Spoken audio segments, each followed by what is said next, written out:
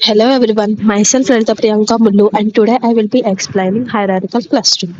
Hierarchical clustering is an unsupervised machine learning technique that groups similar data points based on the distance matrix. Now we will be covering the theory and practical implementation in Google Colab along with the visualization and interpretation. Let's get started. Now, coming to the content, I'm going to tell about introduction of clustering and types of hierarchical clustering, dendrograms in clustering, linkage methods, and practical implementation of hierarchical clustering, and conclusion and application. Now, firstly, going to the introduction of clustering. What is clustering? Clustering is an unsupervised learning technique used to group data points into clusters based on the similarity. Unlike supervised learning, we don't use labeled data. The algorithm automatically identifies patterns. It's widely used in marketing and pattern recognition and many other domains. Now, what is hierarchical clustering? In hierarchical clustering, data points are organized into a tree of clusters called a dendrogram. This hierarchical allows us to see how data points merge into clusters step by step. It helps us to choose the number of clusters by cutting the tree at the particular height. Now, coming to the types of hierarchical clustering. There are mainly two types in the hierarchical clustering. The first one is agglomerative in clustering. The agglomerative clustering is the bottom-up approach where each point starts as its own cluster and merges upwards. The first one, this the process of agglomerative is the cluster starts with each data point as a separate cluster. It iteratively merges the closest cluster based on the linkage creation. The advantages of the agglomerative clustering is it offers the several advantages like it does not require prior knowledge of the number of clusters and it is easy to implement and it can capture complex cluster shapes and additionally it provides a clear hierarchical structure allows for better data understanding and interpretation. The second main type in the hierarchical clustering is decisive clustering. Decisive clustering starts with the single cluster containing all data points. It iteratively splits the most similar cluster into two smaller clusters. So this is about the different types of hierarchical clustering. The next one is dendrograms in clustering. So what is dendrograms? A dendrogram is a visual tool used to show the structure of hierarchical clustering. Each merge is represented by horizontal lines. The vertical height at the which two clusters are joined indicated the dissimilarity between them. By drawing a horizontal cut, we can decide how many clusters to form. This is the dendrogram representation. The importance of dendrogram is visualization, the clustering process, and determination of number of clusters.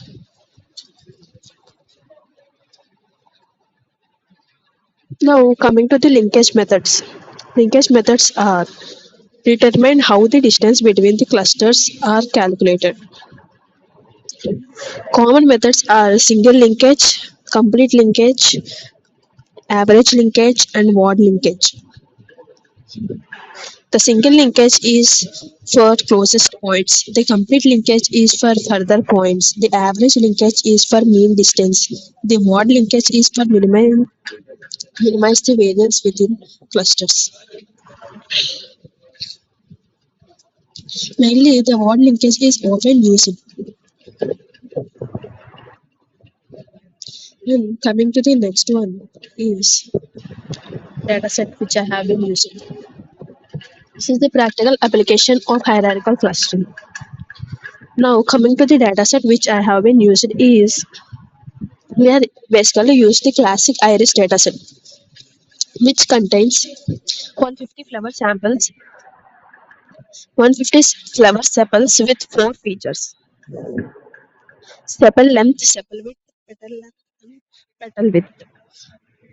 Although the dataset contains labels, we won't use them in clustering since it's an unsupervised approach. It is the code output and visualization. This is the code output from the collab and dendrogram visualization and cluster scattering plots.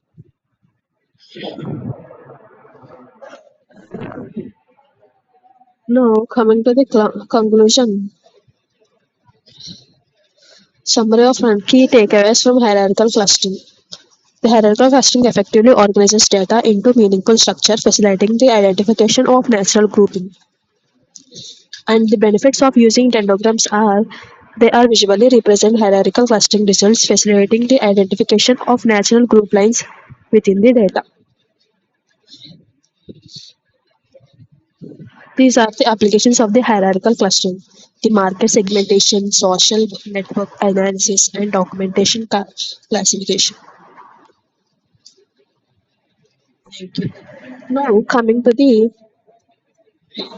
let's move to the collab for practical implementation of hierarchical clustering. We will be using NumPy, Python libraries like NumPy, Panda, Seaborn, Matplotlib, sklearn, and Sweep. Now, switching from PPT to Google Colab screen. Now, coming to the practical implementation, let's walk through the practical implementation of hierarchical clustering in Google Colab.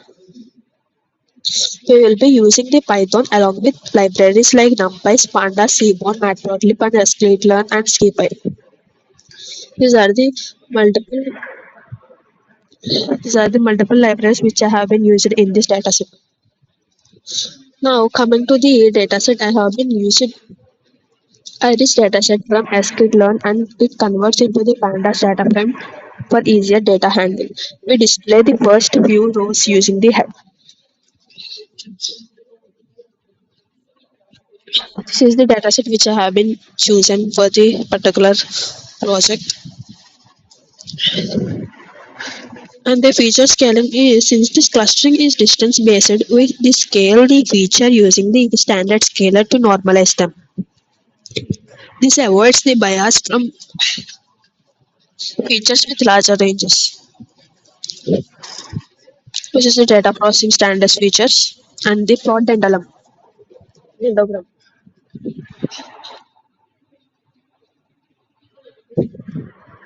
Here, the plot is the dendrogram uses cryptic cluster hierarchy. This tree shows the matching of clusters and helps in choosing the number of clusters.